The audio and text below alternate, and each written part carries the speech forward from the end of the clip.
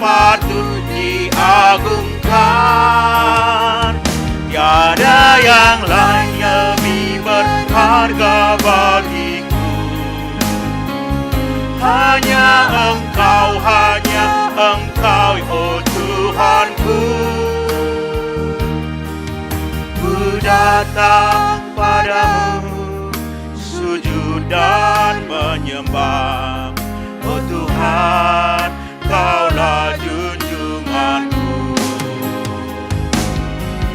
Hai umat manusia, terima dan sembah Dia, domba Allah penghapus dosa dunia.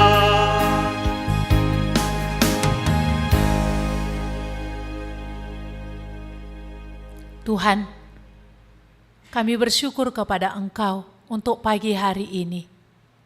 Atas Tuhan yang sudah membawa kami, baik di tempat ini bersama-sama Tuhan, dan juga saudara-saudari kami yang sudah menyiapkan diri di kamera mereka masing-masing. Kami bersyukur Tuhan untuk hari perhentian ini.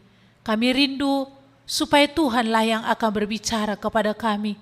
Berkatilah kami Tuhan, bawalah kami untuk boleh melihat kemuliaan-Mu lewat kebenaran firman-Mu pada hari ini. Segala kuasa kegelapan, jikalau ada yang menyelubungi pikiran kami tolak di dalam nama Tuhan Yesus. Dan juga yang bekerja di tengah-tengah kami untuk mengacaukan pikiran kami, juga kami tolak di dalam nama Tuhan Yesus. Berkatilah hamba-Mu Tuhan dalam segala keberadaannya, dalam segala keterbatasan dan kelemahannya. Biarlah Tuhan kuasa-Mu yang nyata di dalam pemberitaan firman ini. Di dalam nama Tuhan Yesus kami berdoa. Amin. Selamat pagi untuk kita semua. Ya, selamat tahun baru untuk kita. Masih tahun baru ya? Ya, masih. Mungkin ada beberapa yang masih di kampung juga menikmati tahun baru ya. Pagi hari ini kita akan belajar firman Tuhan dari Kisah Para Rasul 10 ayat 34 sampai 43.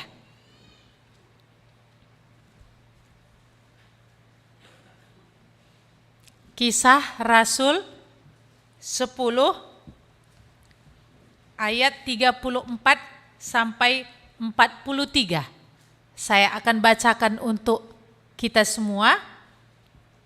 Lalu mulailah Petrus berbicara, katanya, "Sesungguhnya aku telah mengerti bahwa Allah tidak membedakan orang. Setiap orang dari bangsa manapun yang takut akan Dia dan yang mengamalkan kebenaran berkenan kepadanya.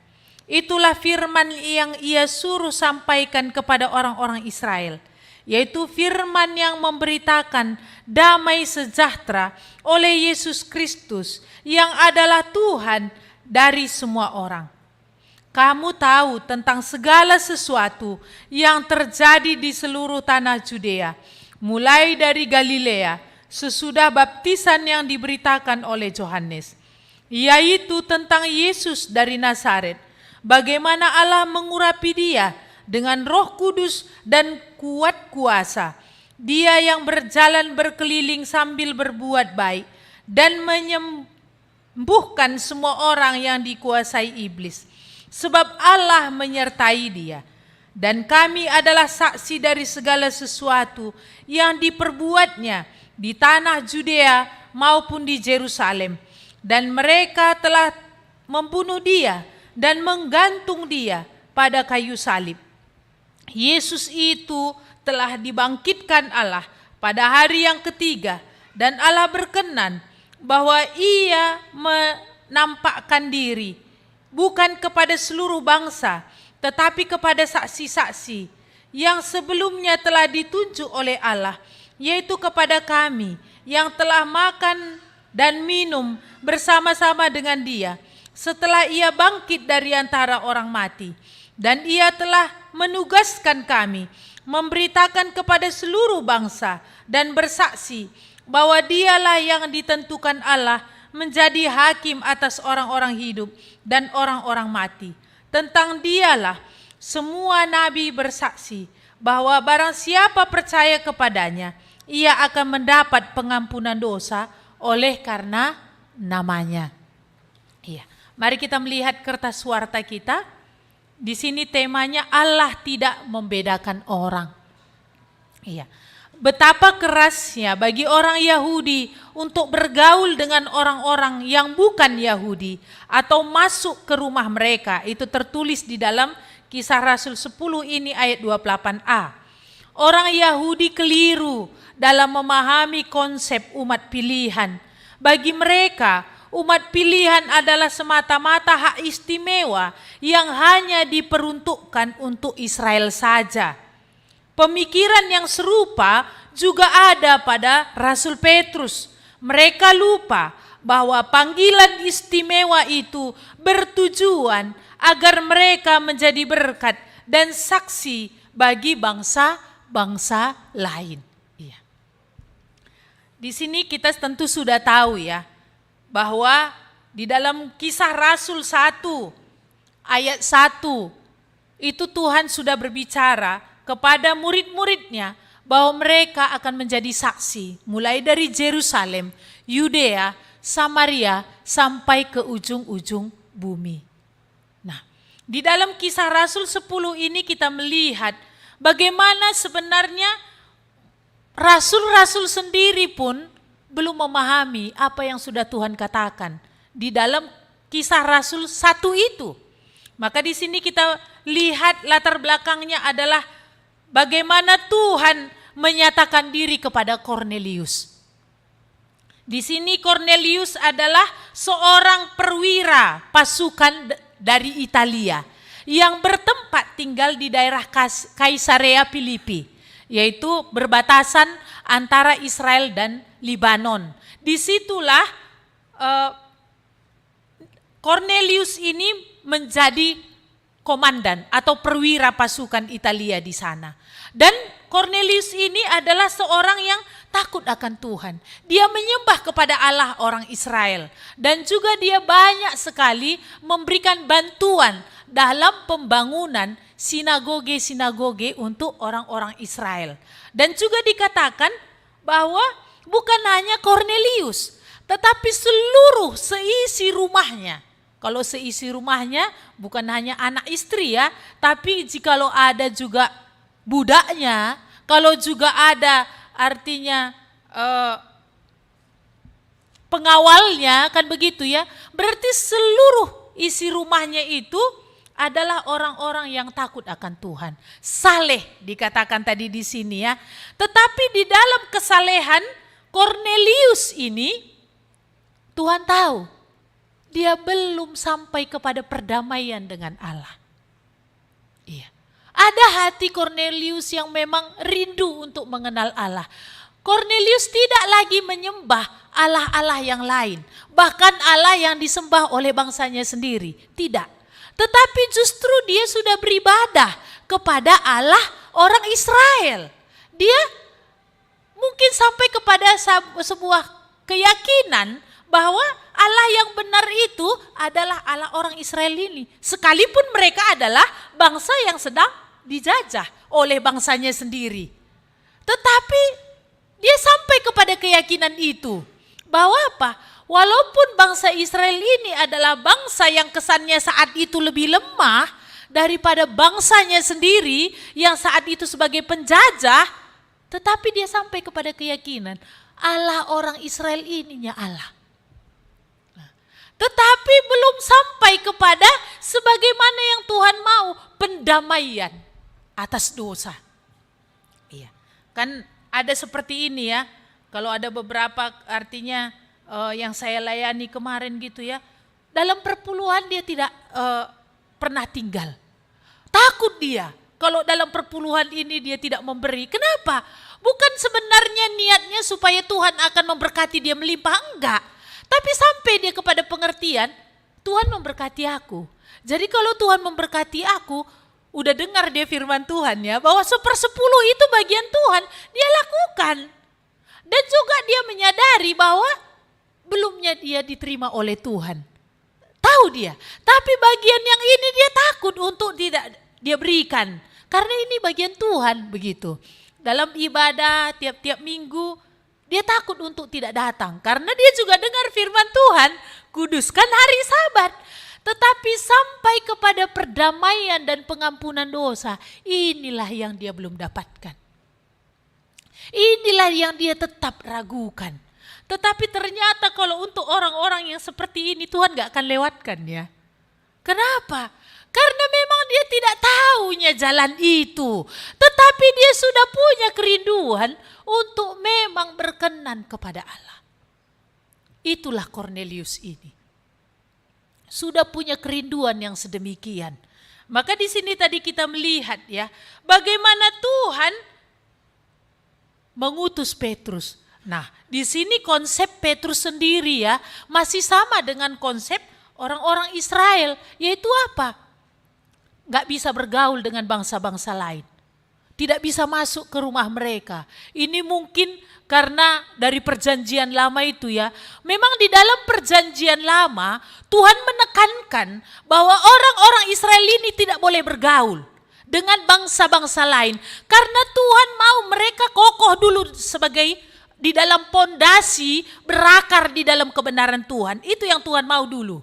Supaya mereka berakar dulu. Jangan, karena kan mereka sedang akan berangkat dari perjalanan keluar dari Mesir ke tanah Kanaan. Dan berkali-kali di tanah Kanaan pun ketika mereka baru menduduki tanah Kanaan, berkali-kali firman Tuhan berbicara lewat Joshua supaya mereka tidak bergaul dengan bangsa-bangsa lain.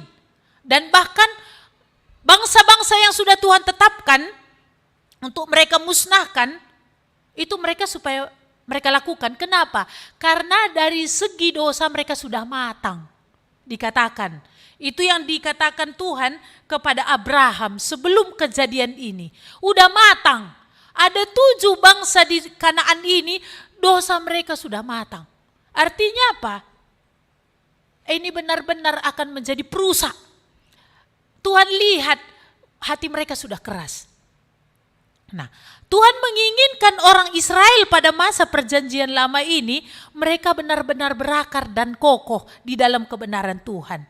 Maka Tuhan katakan jangan bergaul, supaya bangsa-bangsa lain ini tidak akan mempengaruhi mereka. Tapi kenyataannya bagaimana? Bangsa Israel tidak mendengarkan apa yang Tuhan katakan. Malah mereka tertarik melihat kehidupan bangsa-bangsa lain. Mungkin mereka merasa aturan Tuhan ini terlalu tinggi, terlalu ketat mungkin ya, terlalu terlalu mengekang mungkin bagi mereka, padahal ini adalah peraturan yang Tuhan buat untuk kebaikan mereka, untuk nama mereka juga, artinya untuk supaya mereka benar-benar menjadi bangsa yang bijaksana dan berakal budi. Tetapi justru mereka tertarik dengan bangsa-bangsa lain. Akhirnya berbaur, kawin mengawinkan. Sampai akhirnya Tuhan melihat ini akan terjadi satu hal yang akan merusak dari generasi ke generasi. Tuhan sudah berjanji bahwa Dia akan menggenapkan, yaitu juru selamat itu akan turun dari bangsa Yahudi ini. Kalau mereka tidak murni lagi sebagaimana yang Tuhan mau, ini apa nanti jadinya? Maka apa? Tuhan bekerja dengan caranya untuk supaya memurnikan bangsa Israel ini dari sikapnya ini tadi, yang sudah bergaul dari bangsa-bangsa lain dengan mendidik mereka. Yaitu dengan cara apa? Membuang mereka ke Babel. Untuk menyadarkan mereka akan kejahatannya ini, akan dosa mereka yang sudah tidak lagi berpegang pada aturan Tuhan, tetapi justru tertarik dan berbaur mau seperti bangsa-bangsa lain. Rencana Tuhan itu besar atas mereka. Karena apa? Ada rencana yang besar atas seluruh bangsa lewat bangsa ini. Karena dari keturunan Israel ini, Yakub inilah Tuhan mau menurunkan, yaitu juru selamat itu, Mesias itu. Maka Tuhan terus bekerja dalam hati mereka yang berubah-ubah, hati mereka yang berpaling ini, Tuhan terus bekerja untuk menciptakan generasi yang memang murni untuk kedatangan Mesias ini. Nah, kita melihat setelah pembuangan di Babel ini benar-benar menyadarkan mereka bahwa mereka memang harus hidup dalam aturan Tuhan. Maka ketika kembali dari pembuangan Babel ini, sudah ada hati mulai untuk menjaga diri, tidak bergaul dari bangsa-bangsa lain. Hidup dalam aturan Tuhan. Tetapi perubahan konsep itu terjadi juga. Kalau Tuhan menginginkan mereka hidup dalam aturan Tuhan menjadi saksi, akhirnya mereka sudah menjadi bangsa yang eksklusif. Nggak mau lagi, oh ini kafir, ini kafir.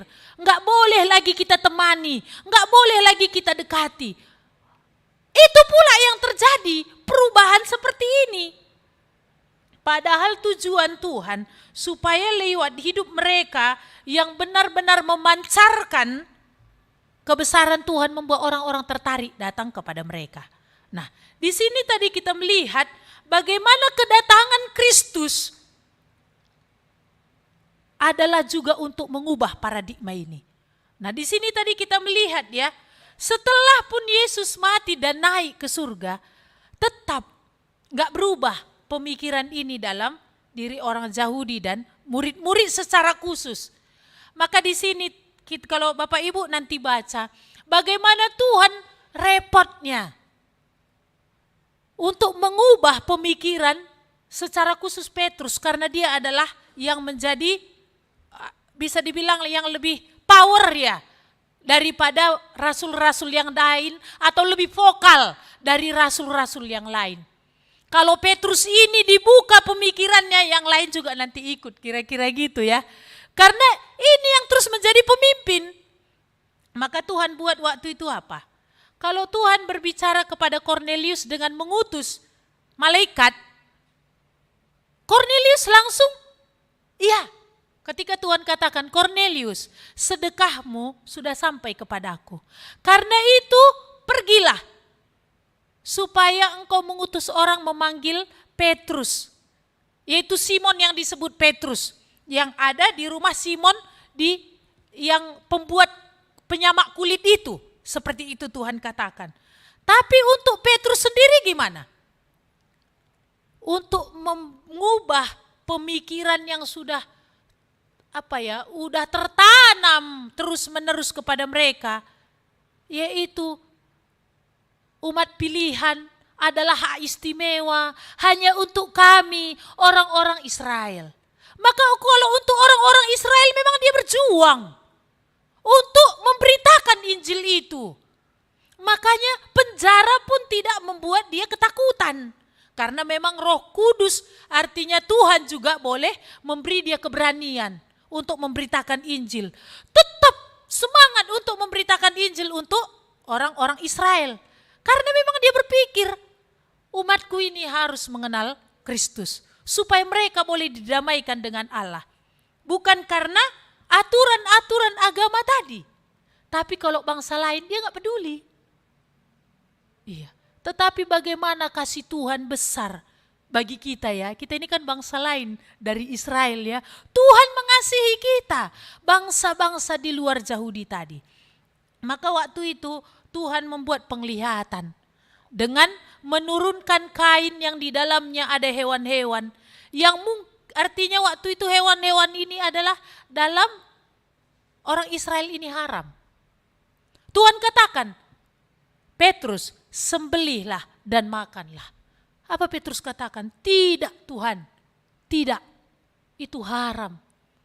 Sampai 3 kali penglihatan Tuhan katakan, apa yang kukatakan kudus jangan kau katakan haram. Iya. Waktu itu setelah ketiga kali penglihatan itu mulailah Petrus mikir, apa maksud penglihatan ini? Baru Tuhan berbicara, di bawah sudah ada 3 orang yang menjemput engkau untuk supaya kau pergi ke rumah Kornelius. Disitulah mulai Petrus ini memahami bahwa apa? Ternyata Tuhan juga mengasihi bangsa-bangsa lain. Makanya di sini tadi dikatakannya kepada Kornelius dan semua orang yang ada di rumahnya. Waktu itu Kornelius sudah kumpulkan ya, semua orang, semua keluarganya, sahabat-sahabatnya sudah ngumpul, mereka sudah menantikan Petrus. Apa yang akan dia katakan? Maka di sini tadi dikatakan oleh Petrus, sesungguhnya aku telah mengerti. Baru sini dia ngerti. Sesungguhnya aku telah mengerti bahwa Allah tidak membedakan orang. Enggak ada Tuhan bedakan orang. Tuhan katakan setiap orang dari bangsa-bangsa manapun yang takut akan Dia, yang mengamalkan kebenaran, berkenan kepadanya. Kita masih membedakan orang. Hanya untuk orang tertentu kita, ini gesit memberitakan Injil tadi begitu ya. Tapi kalau untuk yang lain, atau malah kita pilah-pilah ya, ini terlalu gelap untuk dia mendengar Injil, ini terlalu jahat hidupnya. Nah, yang kayak gini yang cocok, yang mukanya agak berseri-seri ketika aku berbicara. Tapi kalau yang melawan matanya, mukanya ketika aku ngomong, berarti inilah terakhir Injil untukmu. Memang tertutup untukmu, padahal dia belum mati-mati ya. Gimana? Apakah kita membedakan orang? Iya. Petrus sampai saat ini waktu itu dia masih membedakan antara Israel dan bangsa lain. Israel nomor 1, bangsa lain bukannya kelas 2. Enggak ada dalam draftnya dia. Enggak ada. Tetapi apa? Bangsa lain itu ada dalam hati Tuhan. Karena semua bangsa adalah Tuhan ciptakan. Maka orang Batak, orang Karo, orang Nias, orang Chinese, orang Arab, semua dalam hati Tuhan. Kayak mana?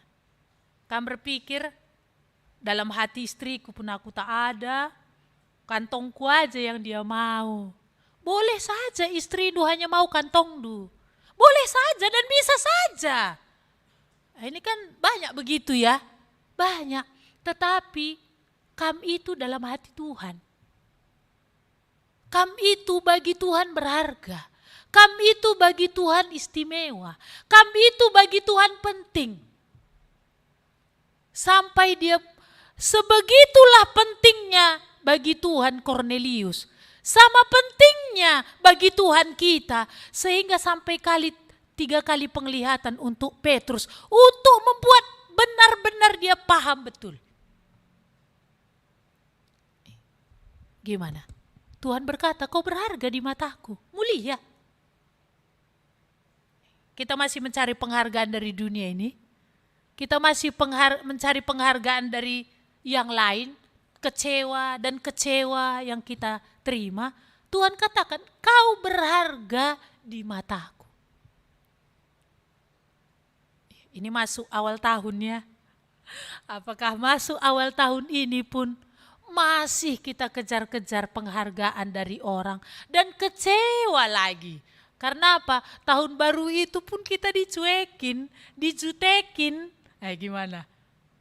Tapi Tuhan yang baginya kita berharga, apakah ini menjadi sebuah perhitungan untuk masuk dalam tahun 2023 ini? Saya senang. Ada yang berkata bahwa apa? Aku mau tahun ini, aku benar-benar nanti hatiku ini kepada Tuhan. Nah, berawal dari hati yang sedemikian ya. Aku mau tahun ini, hatiku ini benar-benar pada Tuhan. Mungkin selama ini enggak. Entah kemana.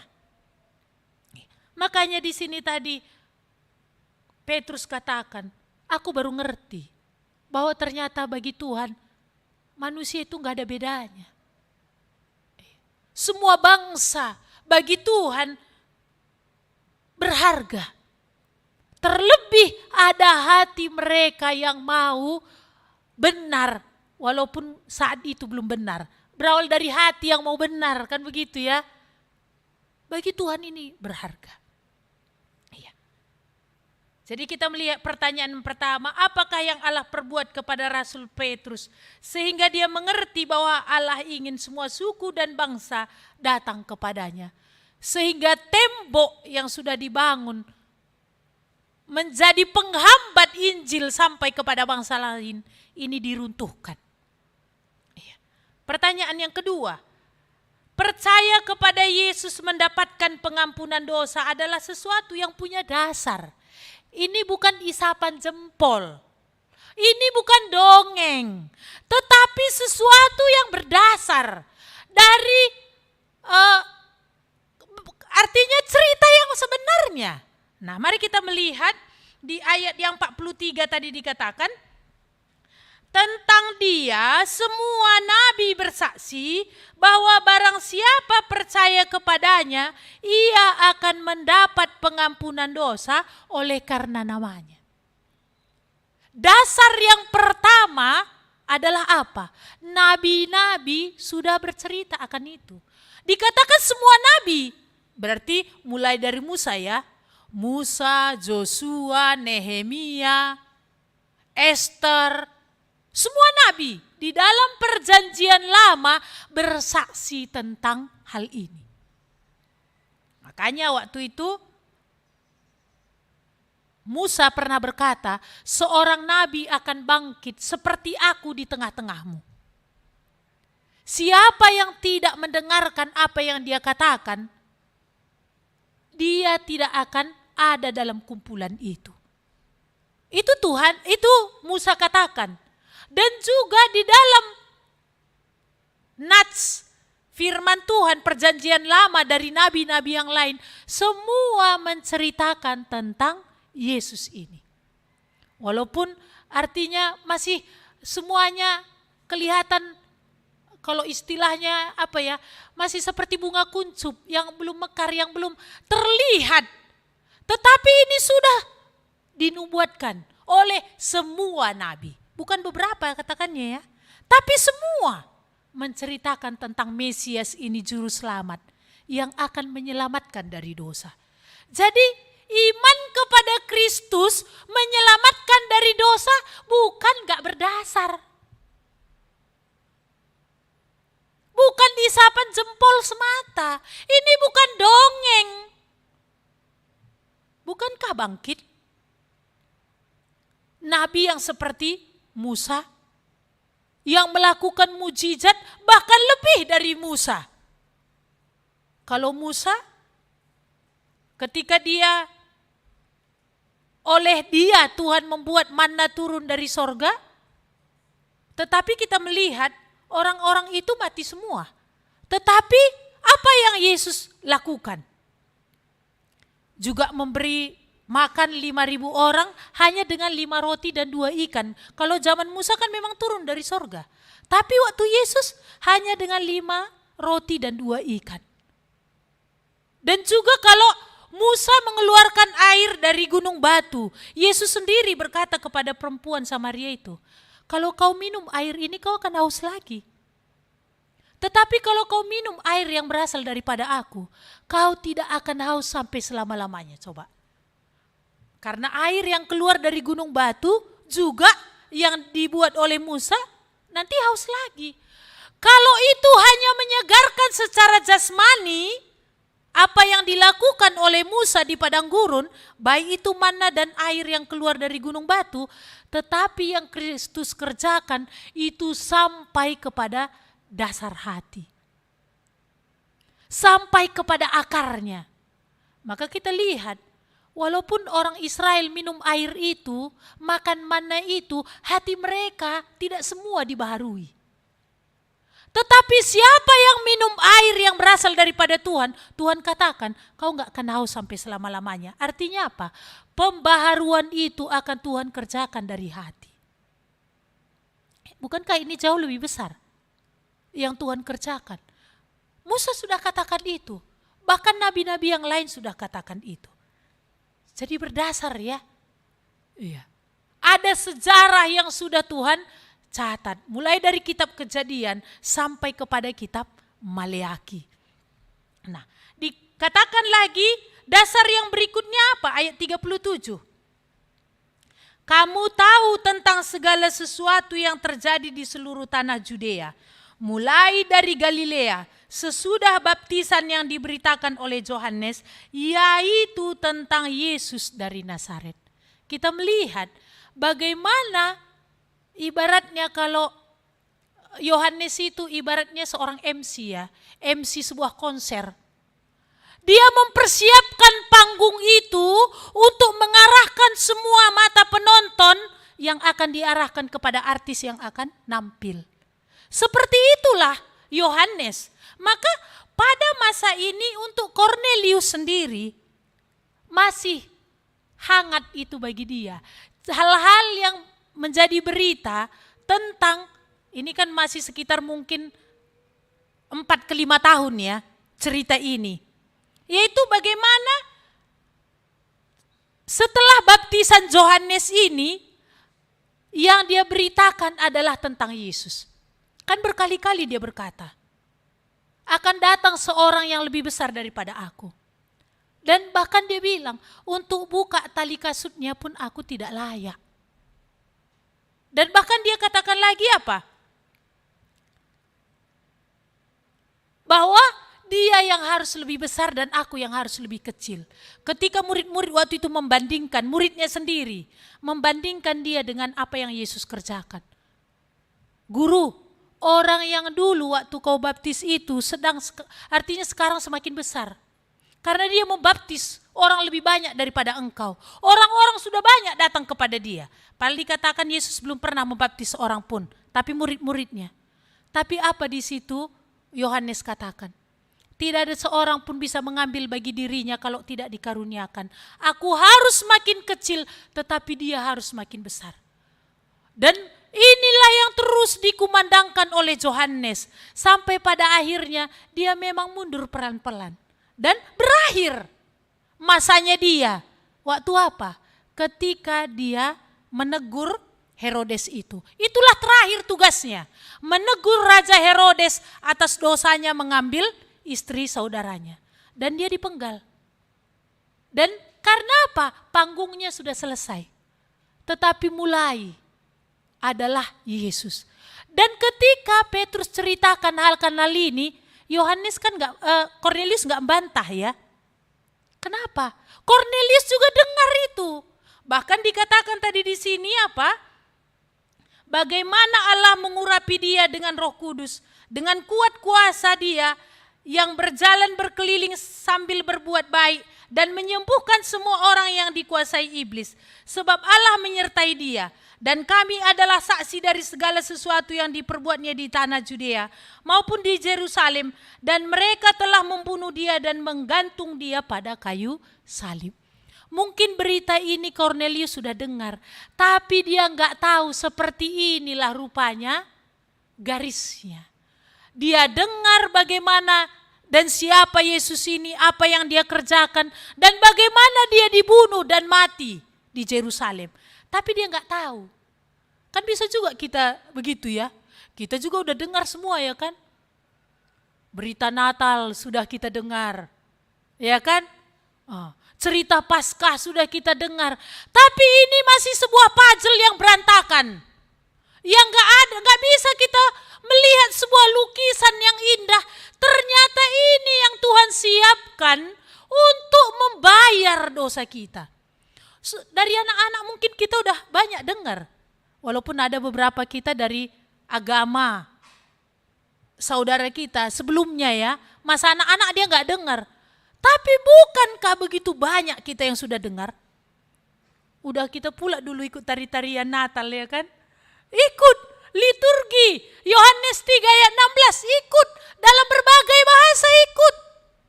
Ya apalagi selama di sini kan udah dengar. Tapi ini masih sebuah puzzle yang berantakan yang belum tersusun. Seperti itulah Kornelius selama ini di dalam pikirannya. Dia udah dengar semua cerita ini. Karena cerita ini cerita yang santer. Bukan hanya di Yerusalem. Tapi bangsa-bangsa lain. Kenapa? Karena kematian Kristus waktu itu adalah pas perayaan Paskah. Di mana orang-orang yang menyembah kepada Allah Israel datang dari bangsa-bangsa lain. Dari Roma, dari semua bangsa, dari Mesir. Kalau kita lihat di dalam Kisah Para Rasul 1 itu ketika turun Roh Kudus, kan mereka mendengar ya, orang-orang murid-murid itu berbahasa menurut bahasa mereka dalam bangsa-bangsa lain. Jadi ini berita yang santer. Tapi mereka gak mengerti ini semua apa maknanya bagi diri mereka. Walaupun berita itu mereka tahu. Disinilah Petrus jelaskan kepada Kornelius bahwa apa? Ini adalah dalam rencana Tuhan. Yesus ini yang datang menjadi manusia dalam rencana Tuhan. Dan kematiannya digantung di kayu salib itu adalah dalam rencana Tuhan. Walaupun ini adalah nampak di sana kejahatan dosa yang menjadi pemicunya. Yaitu apa? Iri hati, kebencian, kemarahan terhadap Kristus, terhadap Yesus. Tetapi ini adalah dalam rencana Tuhan demi penyelamatan. Dan dikatakan, dia bangkit. Kami saksinya. Jadi iman kepada Kristus menyelamatkan dari dosa bukan tidak berdasar. Tetapi ini berdasar, itu sudah dinubuatkan oleh nabi-nabi dalam perjanjian lama. Dan juga itu sudah diteguhkan lewat apa yang Yesus kerjakan ketika dia hidup. Bagaimana dia membebaskan orang-orang yang diikat setan tadi dikatakannya. Semua dikalahkan oleh setan. Termasuk Hawa. Termasuk orang-orang percaya pada masa-masa tertentu. Tetapi tidak pernah satu hal pun setan bisa mengalahkan Yesus. Bahkan apa? Orang-orang yang dikuasai oleh setan, yang bahkan seperti Maria Magdalena ya, dikuasai oleh roh 7 setan, orang Gerasa, bahkan banyak yang lain. Sampai gak waras lagi, sampai telanjang, sampai gak ngerti dirinya lagi, sampai pikirannya pun sudah tidak benar lagi. Sampai sedemikian pun pekerjaan setan, Yesus lepaskan. Jadi berdasar bahwa Kristus inilah juru selamat dari dosa. Nampak dari karya pekerjaannya ketika di bumi. Walaupun seperti itu kuasa iblis itu sudah mengikat orang-orang, Yesus dengan perkataan keluar. Setan itu keluar. Dan Petrus katakan lagi, kami saksi hidup. Mulai dari Judea sampai di Yerusalem, bahkan kematiannya, bahkan kebangkitannya, dan juga kenaikannya, kami saksi. Perlu lagi bukti yang lain? Saksi mata sudah bercerita. Nubuatan dari perjanjian lama sudah menjelaskan. Apa yang Yesus kerjakan sudah berbicara. Apalagi yang kurang? Bukankah ini sudah seperti puzzle yang Tuhan susun dengan rapi? Inilah kasihku padamu untuk menyelamatkan engkau dari perbudakan dosa. Apalagi yang membuat ragu, bahkan apalagi yang semakin meneguhkan. Kita melihat di ayat yang ke-47. Sama-sama kita membaca, dua-dua ya. Bolehkah orang mencegah untuk membaptis orang-orang ini dengan air, sedangkan mereka telah menerima Roh Kudus sama seperti kita? Ini adalah Kornelius dan seluruh seisi rumahnya dan orang-orang yang ada di rumahnya. Ketika Petrus menceritakan tentang firman Tuhan ini, Kornelius dan seisi rumahnya dikatakan percaya. Dan waktu itu atas mereka turun Roh Kudus. Karena mereka percaya kepada berita ini. Bahwa ternyata hanya di dalam Kristus yang ditentukan Bapa boleh terjadi perdamaian akan dosa. Dan ternyata oleh karena pengorbanan Kristus di kayu salib yang sudah dinubuatkan dalam perjanjian lama, hanya inilah yang akan membawa kepada keselamatan. Dan ketika Kornelius percaya, Roh Kudus turun atas mereka. Dan mereka juga berbahasa roh. Seperti apa kita nggak tahu. Yang jelas Petrus waktu itu mengerti. Loh, kalau udah begini, apalagi yang bisa mencegah kita, dia katakan.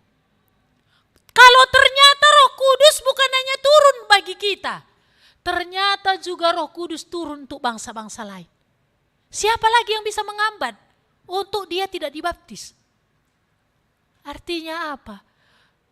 Setiap orang yang percaya kepada Kristus, hidupnya diubahkan. Bukankah ini sebagai peneguhan bahwa apa?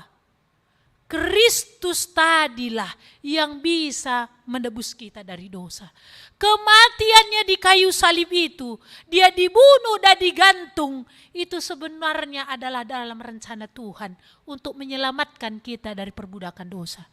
Apakah ini sudah seperti puzzle yang tersusun di dalam pikiran dan di dalam mata kita sehingga seperti Cornelius tadi percaya?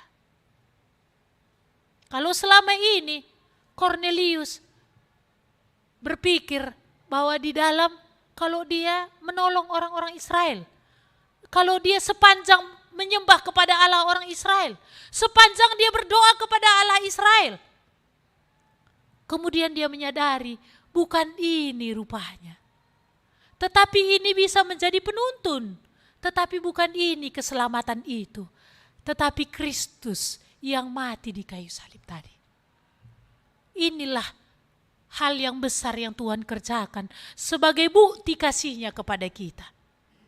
Jadi, nabi-nabi sudah berbicara tentang keselamatan di dalam pengampunan dosa tadi di dalam Kristus, di dalam kematian-Nya. Pekerjaan Yesus sudah berbicara. Murid-murid yang adalah saksi mata. Pekerjaan Yesus, kematiannya, kebangkitan dan kenaikannya sudah berbicara. Apalagi yang membuat Bapak Ibu masih ragu hingga masuk tahun 2023 ini untuk tidak memberi diri kepada Dia, Tuhan ini aku. Hanya di dalam Dialah kita bisa didamaikan. Karena dikatakan itulah ketentuan Allah. Iya. Mari kita masuk kepada aplikasi. Sudahkah saudara percaya kepada Yesus dan menjadikan Dia sebagai Tuhan dan Juru Selamat saudara? Iya. Apakah mengawali tahun 2023 ini, Bapak Ibu saudara-saudari sudah benar-benar berdamai dengan Allah di dalam Kristus ini tadi? Oleh karena kematiannya, oleh karena pengorbanannya. Iya. Ini pertanyaannya. Karena ini harus menjadi titik awal. Kalau tanpa perdamaian dengan Allah, tidak akan pernah ada terjadi yang namanya Immanuel, Allah menyertai. Iya.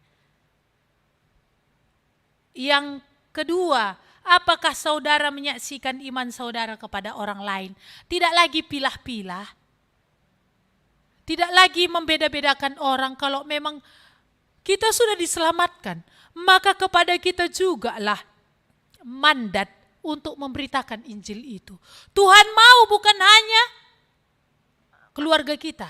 Tuhan mau bukan hanya satu kampung kita. Tuhan mau bukan hanya sesuku kita. Tapi Tuhan mau semua orang. Maka inilah tugas sebagai gereja. Menjadi terang bagi bangsa-bangsa. Ya memang kita kecil. Dalam hal yang kecil ini, seberapa luas dan besar Tuhan mau kita dipakainya. Jadi apakah lewat mulut kita? Kalau Tuhan sudah memberikan hak istimewa yaitu keselamatan tadi, adalah Tuhan mau supaya tidak berhenti pada kita berita itu. Terlepas orang melawan atau mangguk-mangguk gitu ya. Terlepas orang mukanya seram atau lembut menerima, mereka semua layak untuk mendengarkan berita ini. Mereka semua berhak mendengarkan berita Injil. Tua, muda, miskin, kaya, melawan atau menerima, mereka berhak mendengarkan berita ini. Karena Kristus mati untuk semua orang, walaupun keselamatan tidak untuk semua orang. Dalam artian apa? Hanya orang yang percayalah yang akan mendapatkan. Sekalipun Kristus mati untuk dunia, bukan berarti keselamatan untuk dunia.